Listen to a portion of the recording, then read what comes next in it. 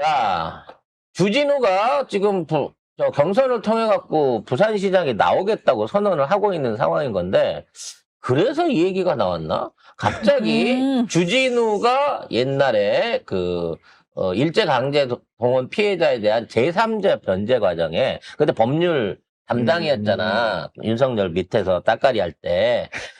대통령실이 개입을 했다. 사실상 뒷조종을 했다라고 하는 의혹을 받고 있다고 합니다. 이게 의혹이 있다고 해갖고 이게 처벌 대상이 될 수 있을지, 의원 배지를 떼버릴 수 있을지는 모르겠습니다만, 어떠한 개입 정황인지 먼저 확인을 해보겠습니다. 네.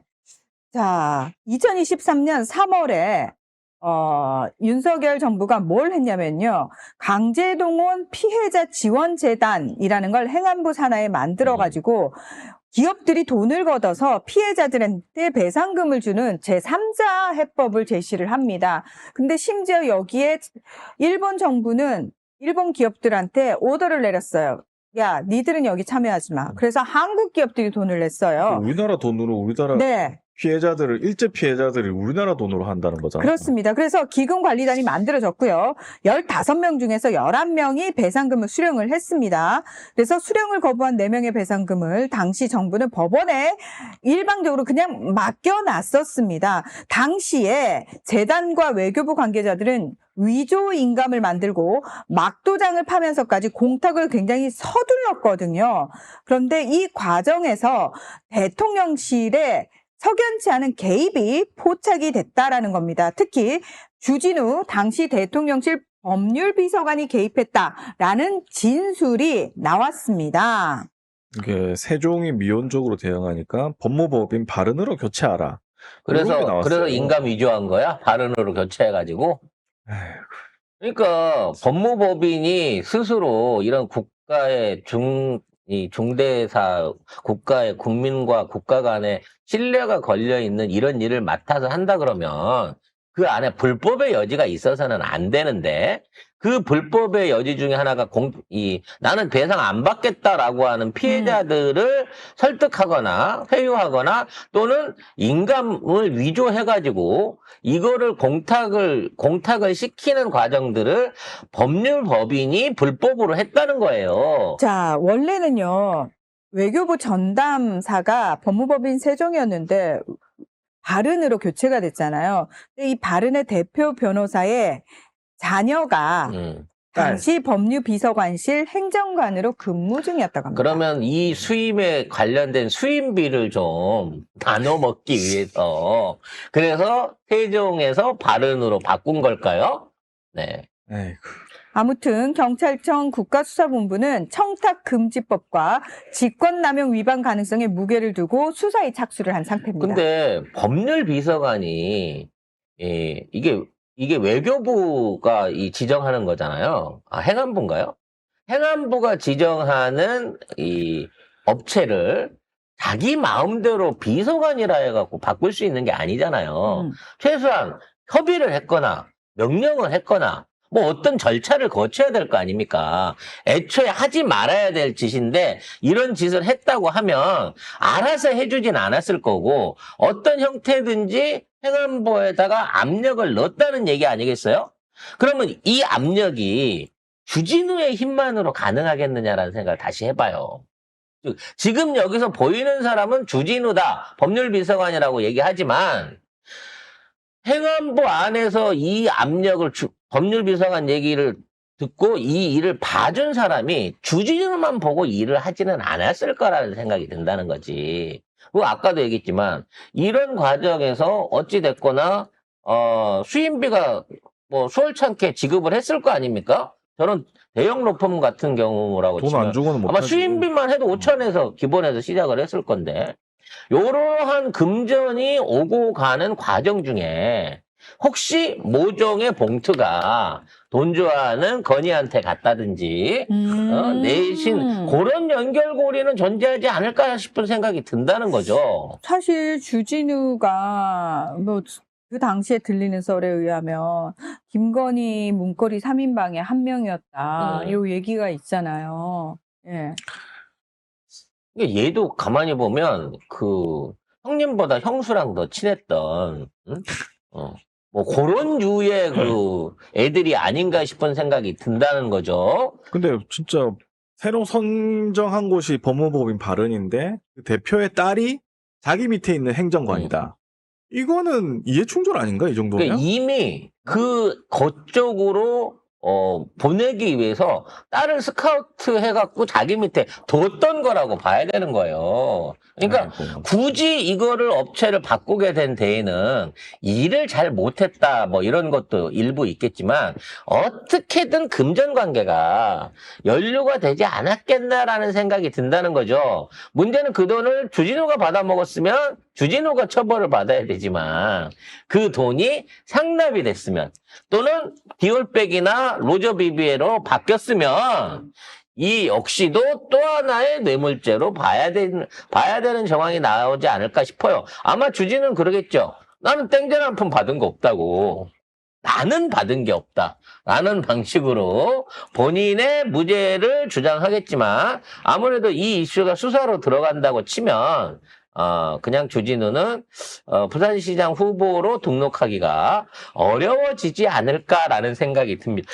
저는 가급적이면 주진우가 마지막까지 후보자가 돼서 저는 일단 의원직을 사퇴를 했으면 좋겠고 얘가 후보가 됐으면 후보가 돼서 좋겠어요. 의원직을 날리고 박형준을 밀어내고 후보로 나와갖고 떨어져야지. 떨어지는 그래서 사실상 자연인으로 가버리는 그 수순은 사실 좀 기대를 하고 있거든요. 자연인 상태에서 수사를 받는 받아야 돼. 예, 요렇게 가야죠. 순차적으로 가긴 갈 건데 아무튼 이것 때문에 중도 사퇴를 하게 될까봐 참 걱정이 큽니다. 주진우만 후보가 될 수 있다고 치면 저는 무조건 부산시장 탈환은 가능할 걸로 봐지거든요. 자, 그와 함께 제일 또 관심이 가고 있는 서울시 관련된 내용도 좀 살펴봐야 될 것 같습니다. 오세훈이가 결국은 서울시장 후보로 당에 등록은 했는데 실사야. 당의 지원을 안 받겠다. 독자적으로 내가 선대위를 꾸리겠다. 이렇게 얘기를 하고 있다는 얘기죠. 쉽게 말해서 장동혁이 부시장 자리도 좀 뺐고 그 밑에 사람도 좀 심고 그래갖고 오세훈을 꼭두각시로 이용하려던 생각이 나름 있었을 건데 오세훈이 깔끔하게 노터치 나 알아서 할 테니까 내 근처에는 오지도 말아줘. 내가 억지로 당은 국민의 힘으로 나서겠지만 니네들 지원 필요 없어 라고 지금 얘기를 하고 있는 상황인 겁니다. 이게 또 근데 이 말씀 들으면 약간 오해의 소지가 있는 게 그럼 오세훈이가 지 돈으로 선거위원회 꾸려가지고 캠프 꾸려가지고 하겠다는 얘기인가? 그건 또 아니죠. 그거 아니죠. 선거비는 받아서 해야 되니까. 네, 중앙당 차원의 혁신선거대책위원회가 반드시 필요하다. 그래서 이 얘기는 뭐냐면 자기뿐만 아니라 다른 사람들도 당에서 건드리지 마라라고 지금 얘기를 하고 있는 거예요. 근데 지금 최근 들어갔고 오세훈이가 색깔놀이를 하고 있다라는 얘기가 나오고 있습니다. 그동안 김건희 따라갔고 그 분홍색으로 온 서울시를 도배를 했었잖아요. 뭐 한강 유람선 선착장부터 시작을 해가지고 무슨 뭐 청와대 입구부터 시작해서 각종 부속 건물 이런 쪽을 전부 다 분홍색, 매화색으로 아주 전부 다 떡칠을 했었던 오세훈이 갑자기 그 색깔들을 전부 다 시뻘건 빨강으로 바꾸고 있다라는 얘기가 있습니다. 가장 대표적인 게 태빛둥둥섬이라고 하더라고요. 태빛둥둥섬이 뭐 어찌됐거나 지치적 중에 하나이긴 했습니다만 그 밤마다 그 화려한 네온 사인이 특징이었잖아요. 밤에 차 타고 다리 넘어가다 보면 색깔이 오색 찬란한 게 그 태빛둥둥섬 그거였는데 거기 조명을 다 시뻘건 걸로 바꿔놨더라고. 그래서 이게 자기 그 국민의힘 관련해갖고 색깔을 이렇게 일부러 바꾸고 있는 거 아니냐라는 의혹들이 들어가고 있습니다. 아마 관련자 제보가 좀 필요한 사안이 아닌가 싶은 생각도 드는데 어찌 됐거나 오세훈은 끝까지 완주해 주고요. 국짐 안에서는 국짐 내부에서 다른 경선 주자들하고 경선을 하게 돼갖고 경선에서 떨어져 버리는 참사가 한번 있어줬으면 하는 기대도 해보게 됩니다. 그리고 이진숙이 현재 여론조사상으로 대구시장 후보에 가장 유력하다고 해요. 아니, 진짜요? 네, 여론조사상으로는 이진숙이 1등입니다. 20% 가까운 지지율을 받아가지고 이렇게 되다 보니까 당 중진들이 이진숙을 컷오프 시켜야 된다. 경찰 수사 받고 있고 전력이 쟤는 정상이 아니다. 그러면서 난리를 치고 있습니다. 그래서 이진숙을 컷오프 시킬 것인가 여기에 대한 부분이 또 얘기가 나오고 있는 거고요.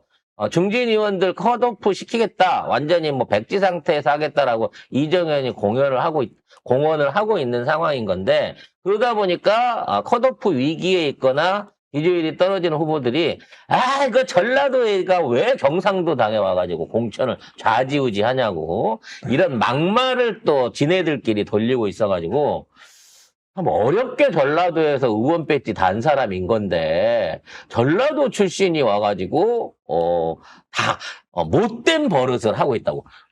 아니 전라도 출신이라도 한 번도 민주당에 있어 본 적이 없고 지네 당에서만 그 안에서 당 원내대표까지 했던 사람을 놓고 전라도에서 와가지고 전라도에서 하던 못된 짓거리, 못된 버릇을 우리 당에서 한다고 비난을 하고 있다고 합니다.